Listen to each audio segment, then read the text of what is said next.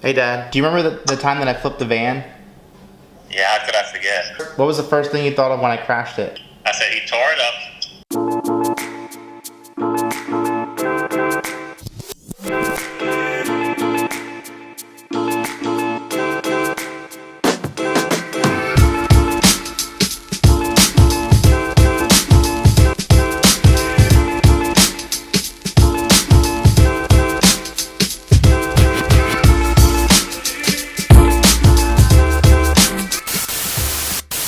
What's up everybody? Thanks again for watching. Today I'm going to share a story with you about my 1987 Chevy Astrovan.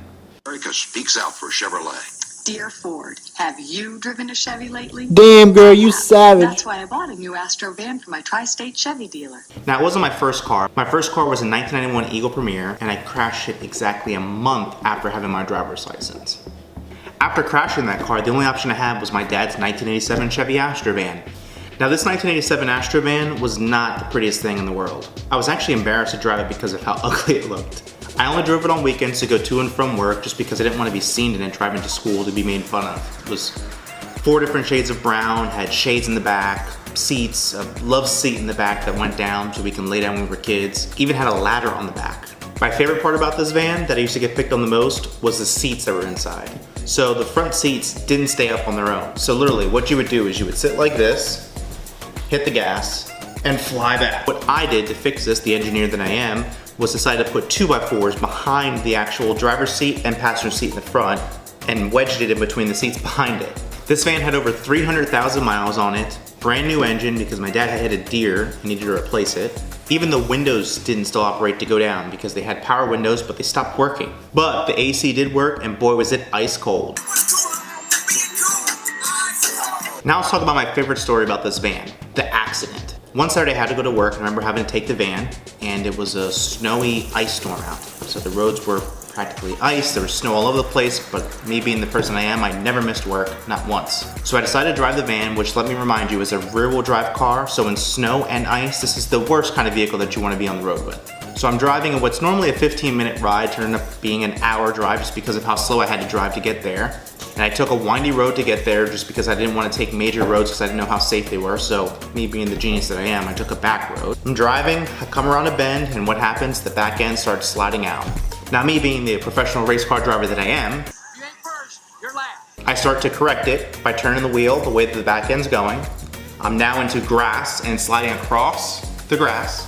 And next thing you know, boom, I'm sideways in a ditch. Now thankfully somebody nearby saw the whole thing happen and got out to make sure I was okay, which I was completely fine. I was just a little startled hanging sideways. Of course I called my parents and they came to the scene where I flipped the van. And I still remember my dad's eyes till this day.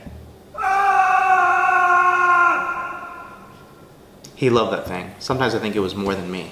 So we call a tow truck pulls it out, and me and my mom were thinking, man, thankfully, this is hopefully the end of this van. We never have to see it again. We can start saving it for a new vehicle. Pull it out of the ditch, turn the key, turns right on. The only thing that was wrong with it was the front fender was banged up. That's it. This thing was a beast. So from there, took it out, started right up, drove it to work. Got my first brand new car when I was 19 years old, and it was the best day of my life because my friends would see me driving around with it and they would just turn their head everywhere that I went and they're like, man, is that Ish? Where's the van? Where's the van? Since then I've had several cars. I've had a Scion, which is my first brand new car. I've had a Subaru, I've had a Ford Fusion, I've had a Infiniti Q50, and now I have my baby, the QX70S.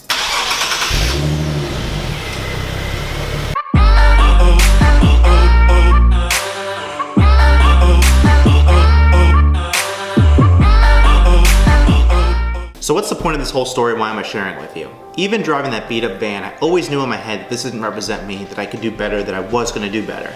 It actually helped motivate me to keep working hard because I knew it someday that I'd be able to afford a car and not be made fun of by my friends. And this is still an example for anybody.